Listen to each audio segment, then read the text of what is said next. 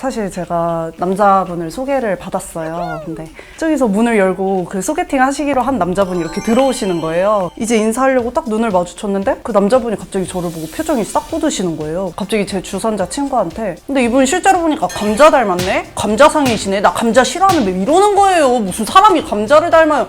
외모 비하로 저한테 모욕감을 준 이 소개팅남을 명예훼손죄로 고소를 하고 싶은데 그게 혹시 가능할까요? 안녕하세요. 조영준 변호사입니다. 네, 안녕하세요. 임연지입니다. 오늘 하찮은 재판소에 어떤 일로 찾아와 주셨는지 말씀해 주시면 될 것 같아요. 저 감자 닮았어요? 아닙니다. 감자 안 닮았습니다. 아니 근데 왜 웃으세요? 저 지금 감자 닮았다고 생각하신 거 아니에요? 저 아닙니다. 저희 오해하시는, 제가 원래 웃음이 많아가지고 원래 웃상이어서 어떤 이유로 감자를 닮았다고 생각하시는지. 사실 제가 좀 느끼셨겠지만 모태솔로거든요.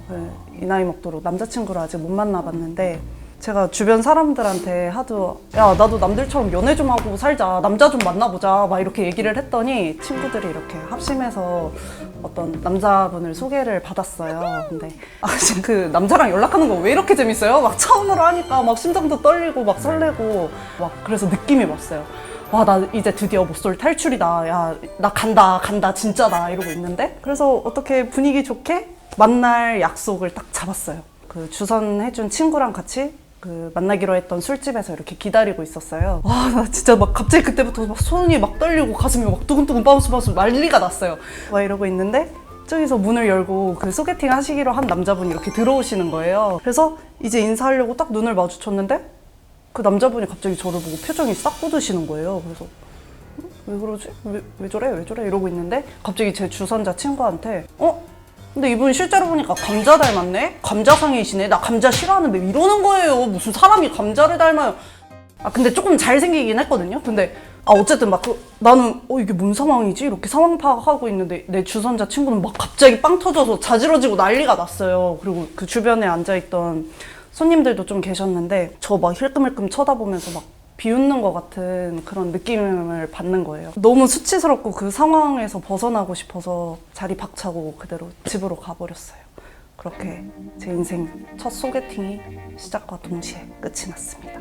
이렇게 매력적인 분을 소개팅 나면 왜 못 알아봤을까요? 그게 소개팅이 벌써 6개월 전이거든요. 근데 아직도 그때만 생각하면 어디 가도 사람들이 내 얼굴만 쳐다보고 욕하는 것 같고 그래서 이렇게 창피함을 무릅쓰고 변호사님 찾아오게 됐어요. 외모 비하로 저한테 모욕감을 준 이 소개팅남을 명예훼손죄로 고소를 하고 싶은데 그게 혹시 가능할까요?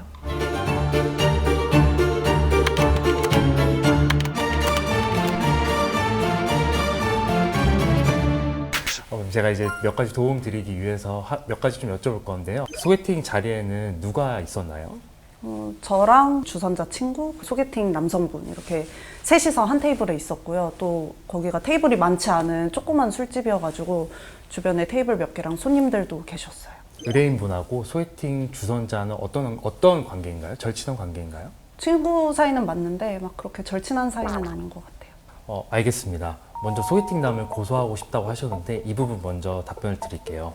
형법 제307조 1항에 의하면 공연이 사실을 적시하여 사람의 명예를 훼손한 자는 2년 이하의 징역이나 금고 또는 500만 원 이하의 벌금에 처한다고 규정하고 있습니다.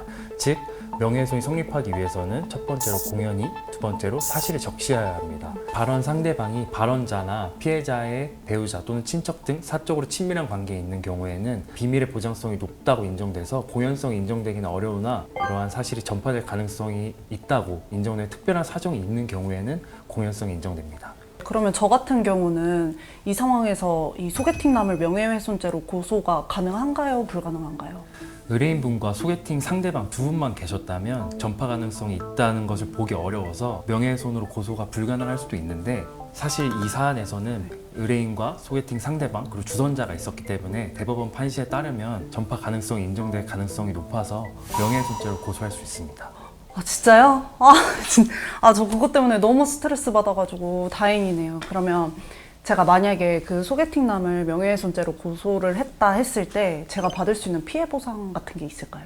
명예훼손으로 인한 손해배상은 피해자의 피해 정도 그리고 가해자의 고의 여부 등을 따져서 판정하게 되는데요.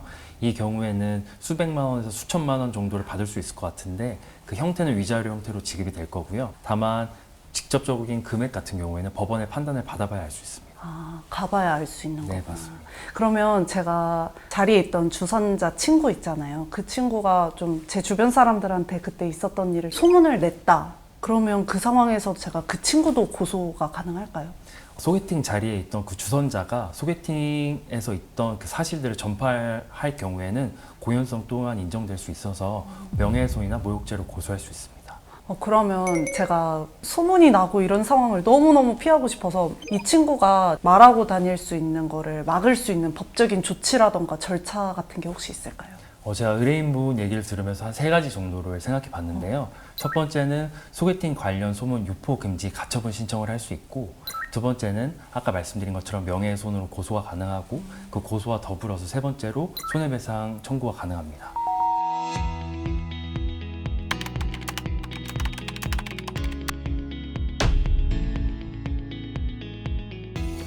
자, 오늘도 하찮은 재판소에서 의뢰인분의 고민을 함께 나눠보았는데요. 직접 상담을 받아보시니까 어떠셨나요? 너무 스트레스 받고 있었던 그런 일이었는데 이렇게 하찮은 재판소에 나와서 털어놓고 또 솔루션도 받으니까 솔루션을 받은 것만으로도 약간 스트레스가 내려가는 그런 기분이었어요. 그리고 이렇게 저처럼 좀 정말 하찮다고 생각할 수 있는 이런 일도 다방면으로 해결할 수 있게끔 다양하게 이렇게 법이 마련되어 있다는 게 정말 놀랍고 좀 뜻깊은 시간이었던 것 같아요. 아무쪼록 조금이라도 도움이 되었다면 저는 그것만으로도 감사드리고, 얼른 좋은 남자친구 만나셔서 모태솔로 탈출하셨으면 좋겠습니다. 제발요. 도움이 필요하시면 저한테 언제든지 연락해 주셔도 됩니다. 그러면 저 소개팅 해주시게요? 아니요, 그건 아니고 법적으로 도움이 될 수 있으면 제가 언제든지 도움을 드리겠습니다. 네, 감사합니다. 네, 감사합니다.